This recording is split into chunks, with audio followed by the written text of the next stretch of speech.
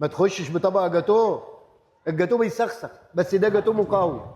هنا عياده رم الاعصاب، صاحبها مين؟ الدكتور بهاريس. هنا تسيب نفسك تبقى حديد.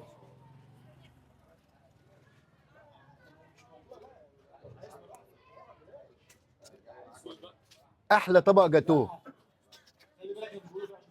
بس مش جاتوه حلواني، جاتوه مقويات. يعني انت قصدك اقول وانت مروح على المدام ليله خميس، ليله عيد، ليله دخله، ما تخشش بطبق جاتوه. الجاتوه بيسخسخ، بس ده جاتوه مقوي من عند عياده رم الاعصاب.